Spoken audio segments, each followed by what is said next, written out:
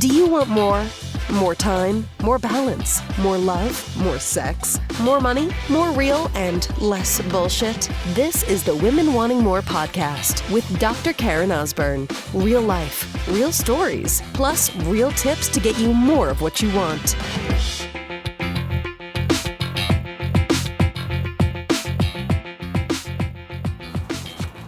Okay, sister, ready for this one today? This is going to be a little bit of a 1-2. Jab, cross, hook. Here we go. The world owes you shit. The world owes you nothing. Nothing. You're like, man, Karen, thank you for the inspiration today. This is so enlightening. You're always so positive. Thank you. Yes, the world owes you jack shit. The world doesn't owe you anything. See, people who walk around this world as a victim, thinking that people owe them something or the world owes them something, or because, they have had certain circumstances in the past. They've been wronged. They've been hurt. Maybe they've been abused. That they continue to play the role of victim. So here's the deal when you're a victim, And I get it. I know people that have grown up with some horrible shit that's happened to them. I know women that have been in marriages that have had some horrible shit happen to them. But the title of victim, the part that some people choose to play, is a choice. It's a choice. So what is it that allows some people to rise out of those circumstances which are so difficult? What is it that allows people to rise above the people that, hurt them, wronged them? What allows someone to actually do that? Do they have some kind of superhuman strength? Do they have a thick skin? Do they say, oh, I don't care what people think? Or is it possible, do you think, sister, that they just simply have decided to move through it? They have just decided to rise above it. They have maybe even decided to use all of that stuff, all of the shitty things that have happened in their life, and use it to actually make themselves stronger. Is that possible, do you think? Imagine, maybe this isn't the best analogy, but I'm going to do it anyways. Imagine you have a machine gun. And every single time that somebody has fucked you over, every single shitty thing that happened in your life, it's like you're just loading up ammunition to become a strong and powerful badass bitch. Is that possible? See, because here has been my experience. My experience has been that when I've had people that have hurt me, been judged, misunderstood, wronged, when I've had life circumstances like my husband almost dying and dealing with daily pain with an autoimmune disease, never being able to have kids of my own, I should interject, wasn't able to conceive on our own. We adopted our 2 boys. When we went through a bankruptcy, when I went through at the age of 21, my dad having a serious head injury, when my parents right now, their health is bad. My dad's almost 80, my mom's almost 78. Some pretty moderate to moving towards severe dementia. See, I can choose to take all these circumstances and become stronger, and that's what I have chosen to do. Now listen, there's times when I say again, it's a choice you decide, but it took me a little while to get to this space. You might not go, hey, that person really hurt me, or hey, my husband cheated on me, or hey, someone stole from me. And go, wow, where's the silver cloud? Even with my clients, I teach them how to do positive focus and running the work. There might be times when you just want to sit in your shit. You just need to be in that space, and that's all right. But the sooner that you start to really see the gifts in that. See, when I take a look at example, like my husband was diagnosed with Crohn's back in 2009, I believe it was. it was 2009. Yeah. A year and a half or so later, he had emergency surgery. He was just getting sicker and sicker and sicker. To the point of, and he was in, this is when we were still in our chiropractic practice, he was in the practice and then out for a while because it would just make things worse. Then we would try a break and we went back and we tried that 3 times until we had the conversation of like, geez, honey, they're like, this isn't obviously not working for you. You need to step out of practice. And that was a very difficult decision for him to make. Out of that, in which he was told by specialists of, you know what, just sit back and collect disability. Like, you're good. You don't have to do anything. You don't have to work. And he was like, that's not me. I can't do that. I'm a creator. I'm a producer. Like, I do things. So I created a podcast called The Chiropractic Philanthropist and said, I don't know what I'm doing with this, but I still want to give back to the profession of chiropractic. I'm going to interview chiropractors and ask them, you know, what's worked for them in practice, what hasn't, so that other chiropractors can really learn from them. And so affect other chiropractors who can become better and serve their patients and therefore their communities better. And that's what I did.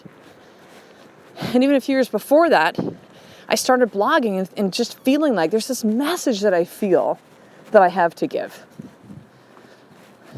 Like I literally started that almost 5 years ago. And it was the gift of Crohn's that allowed us to really leave the practice. I'm telling you right now, if it wasn't for that, we'd still be in practice. We'd still be kind of happy, but still like thinking like, oh my God, this is such a grind. We gotta get new patients again, the practice is out, the practice down, oh, someone's quit. And going through all that stuff that we did, which was beautiful. Chiropractic is a profession that I'm still a chiropractor, it's not practicing. But we were able to serve and help thousands of people, hundreds and hundreds of families over the 14 years that we were in practice. Like, what a gift to see people's lives transform when their body was functioning better. But yet, it was time for us to leave. And Crohn's gave us the opportunity to really do that. It sounds crazy, right? Sounds crazy. See, my husband, Ed, chose not to play victim. He chose to see opportunity. He chose to see solution. He chose to see something different than what he was being told that his life will be. Because he knew that he was responsible for his own life. That it was up to him. That the world doesn't owe him anything. And he chose different because of that. So what is the role that you're playing right now, sister? What are you choosing? See, we're human beings. We're not like dogs and cats and goats and bugs. Like, we have choices. We can make conscious decisions.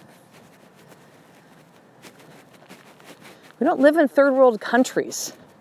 Although I take that back. This podcast is listened to in 170 plus countries around the world. And so yes, some actually are. But for most of us live in developed worlds. We don't have to worry about some of the things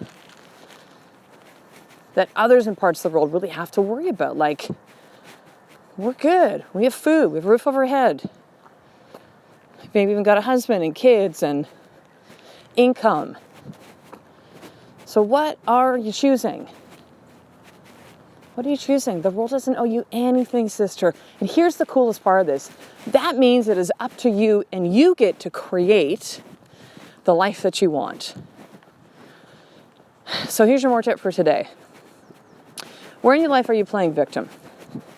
So with your health, are you saying, oh, I was just always raised this way and, you know, my family is this way and therefore that's why I am the way I am? Are you playing victim when it comes to your marriage? How you show up as a mom? You playing victim in your work, your business? Like, where is that? And I want you to just take 5-10 minutes and journal about that. Because it is a choice that you are making. If it's the choice you want, cool. If you want something different, then I want you to just, what is one action that you can create to really begin to move from victim to leader, to where you truly want to be in your life, right? To where you truly want to be a sister. So that is it for today. Now listen, I have been talking a lot about the live event as I record this podcast episode. Comes out today. Live event is actually in 6 days. So like, this is it. You got a couple days, and there's one more spot I'm opening up. If this really compels you, if you really feel drawn towards being at this live event and applying to see if you're a fit. So here's what you need to do if that is the case. So I want you to head over to drkarenosborne/live event. You're going to enter your name and email. You're going to be able to watch the live event movie from live event 1.0, which was in October of 2016. So that's about 7 minutes. And you also get access to the post-event interviews of 5 of the women that were actually there to really see like what was their results, what happened 4, 5, 6 weeks after the live event. And if you feel called to do this, sister, you can click on a button that says apply for the next live event, and you and I will have a conversation. You'll be sent to a form first. You're going to fill out 7 questions, and then you and I will speak this week. And like, I'll let you all know right now, the two listening to this podcast, I don't know when the next live event will be. I truly don't. This is not a marketing shtick kind of thing. Like, this is just reality. So this is your chance. I don't know when the next one will be. It might be in the fall, might not be at all. I might decide just to keep my coaching to group and one-on-one and not do live events, which are a ton of work to really do. And I love them. Like the first live event, oh my God, you'll see when you watch some of it. It's over again at drkarenosborne.com/live event. But we'll see if there will be a next one. So this is your time. If you feel called, click on that button, fill out the application, and you and I will talk within the next 48 hours. So I will talk to the next episode, sister. A life of more is just one step away from you doing the fucking work every single day. I love and appreciate you. To get the show notes of each Women Wanting More episode, including the How to Get More tip, subscribe to the newsletter at drkarenosborne.com/newsletter.